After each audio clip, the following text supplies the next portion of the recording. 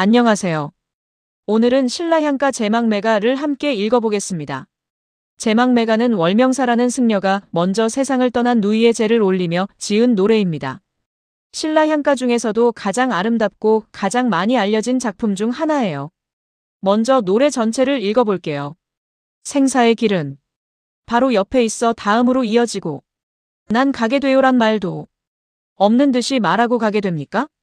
어이하여 가을 이른 바람에 이리저리 떨어지는 낙엽처럼 한 가지에 나고 가는 곳 모르는가? 아, 미타찰에서 만날 우리 도 닦아 기다리겠습니다. 전체 흐름을 먼저 말씀드리면 1행부터 4행은 누이의 갑작스러운 죽음, 즉 아무 말도 없이 떠나간 누이에 대한 충격과 슬픔을 말하고 있습니다. 5행부터 8행은 이별의 슬픔, 즉 같은 부모 아래 태어났는데 가는 곳조차 모른다는 탄식입니다. 9, 10행은 재회의 다짐 즉 아미타불의 정토인 미타찰에서 다시 만나기 위해 도를 닦겠다는 서약입니다. 월명사는 신라의 승려로 향가에 뛰어난 인물이었습니다. 그의 누이가 세상을 떠나자 월명사는 누이의 제를 올리며 이 노래를 지어 불렀어요. 삼국유사에는 월명사가 향가를 부르자 광풍이 불어 노잣돈으로 쓰는 지전이 서쪽으로 날아갔다고 기록되어 있습니다. 불교에서 서쪽은 아미타불의 정토, 즉 극락이 있는 방향이에요. 즉 누이가 정토로 갔다는 것을 의미합니다. 이것이 9, 10행에서 월명사가 미타찰에서 만나자고 다짐하는 배경입니다. 이제 한 줄씩 살펴보겠습니다. 1행부터 4행은 생사의 길은 바로 옆에 있어 다음으로 이어지고 난 가게 되요란 말도 없는 듯이 말하고 가게 됩니까? 원문은 이렇습니다. 생사길은 안, 2, 2, 3의 버그리고 은한 가이의 망도 은 읍덧 니르고 가인 있고 버그리고는 다음으로 이어지고 로풀이합니다. 생사의 길이 끊기는 게 아니라 이어져 있다는 불교적 윤회관이 담긴 표현입니다. 가이에는 가게 되요 로풀이합니다. 가이에의 이는 피동의 의미입니다. 모열을 어떻게 읽느냐가 중요한 쟁점입니다. 기존 통설은 모열을 못이나 못다로 읽어요. 즉 난 가요란 말도 못다 이르고 갔습니까? 로풀이합니다. 그러나 이러한 해석엔 근거가 없습니다. 향가에서 못을 표기할 때 모동이라는 글자를 씁니다. 그런데 여기서는 모동이 아니라 모열을 썼어요. 같은 못을 두 가지 방식으로 달리 표기했다는 건 부자연스럽습니다. 따라서 모여는 못이 아니라 없다의 경상도 사투리인 읍다에서 출발해 읍뜻으로 읽어야 한다고 봅니다. 모가 무와 통용된다는 점이 근거예요. 그렇게 되면 3, 4행의 구조가 완전히 달라집니다.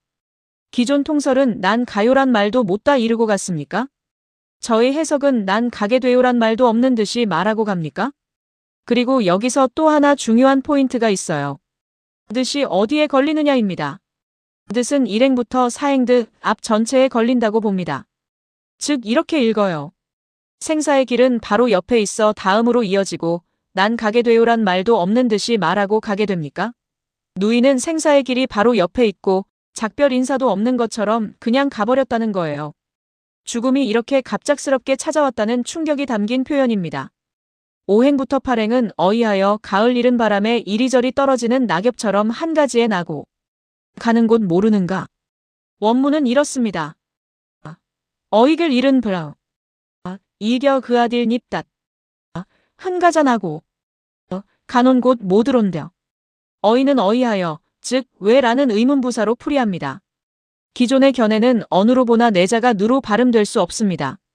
7세기에서 11세기에 이르는 비문과 지명에서 당시 내자의 음값이 니네, 니은, 나, 누, 느가 아니라 예의, 야, 여로 밝혀졌습니다. 가을 이른 바람에 이리저리 떨어지는 낙엽.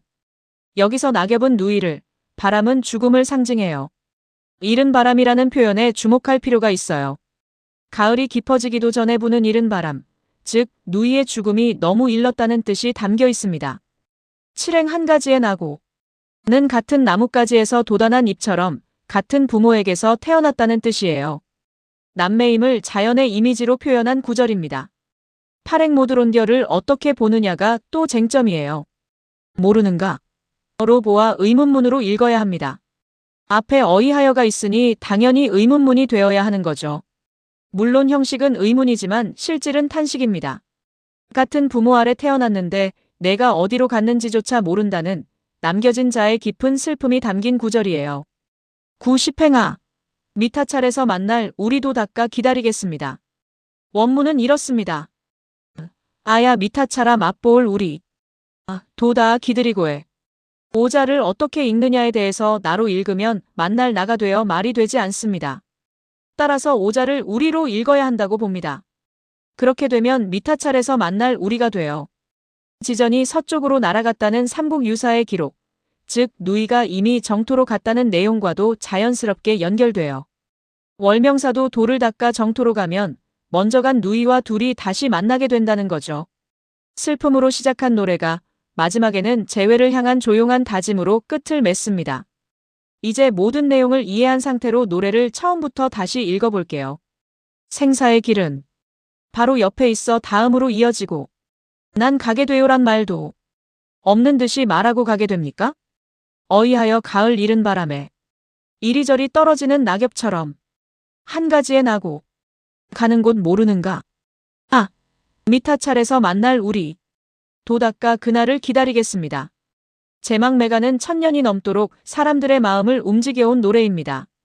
슬픔으로 시작해서 탄식을 거쳐 재회의 다짐으로 끝을 맺는 구조가 완결되어 있어요. 죽음 앞에서 인간이 느끼는 충격과 슬픔, 그리고 그 슬픔을 딛고 다시 만날 날을 기약하는 마음, 이 모든 것이 단 10줄 안에 담겨 있습니다. 특히 오늘 살펴본 것처럼 모여를 못이 아니라 없는 듯으로 읽고 오를 나가 아니라 우리로 읽는 해석은 노래의 의미를 찾아줍니다. 더 자세한 내용은 제 책 한국학 기초를 참고해주세요. 감사합니다.